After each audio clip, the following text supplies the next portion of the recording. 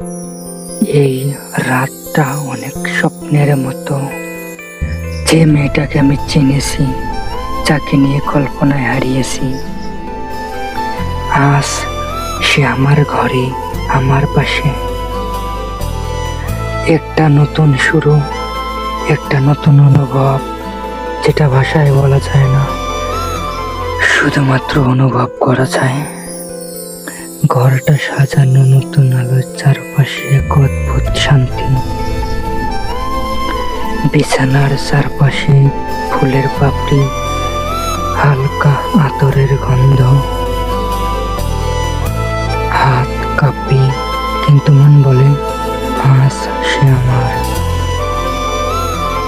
আমি দরজাটা আস্তে করে বন্ধ করলাম।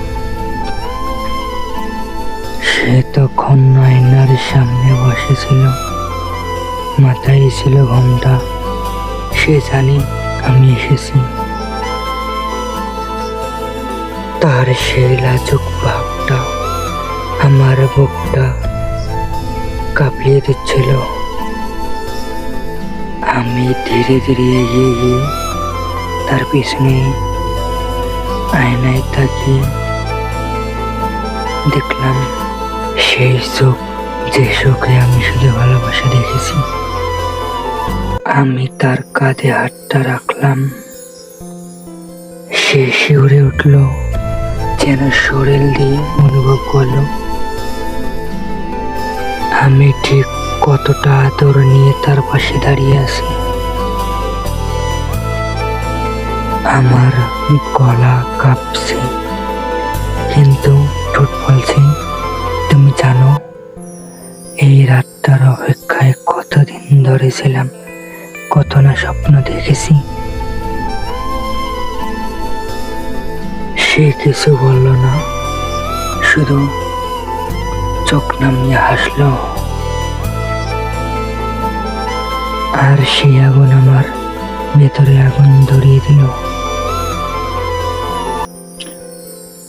না, আগুন বললে ভুল হবে। এ আগুন ঠান্ডা, নরম, ভালোবাসা মোড়ানো আগুন। রাত পেরিয়ে ভোর এলো। সে ঘুমাচ্ছে, তার মাথাটা এখনো আমার বুকে রাখা। তার ঠোঁটে এক শান্তির হাসি। আমি তার দিকে তাকিয়ে ভাবলাম আজ আমি পূর্ণ, কারণ আমি শুধু তাকে ছুঁইনি, তার মনটাও অনুভব করছি, তার মনটাও চুরি করেছি। ভালোবাসা মানেই মিলন নয়, ভালোবাসা মানে সম্মান দিয়ে কাউকে নিজের করে নেওয়া। রাইসা শুধু আমার ভালোবাসাই নয়, সে আমার একমাত্র জীবন সঙ্গী। I love you Raisa.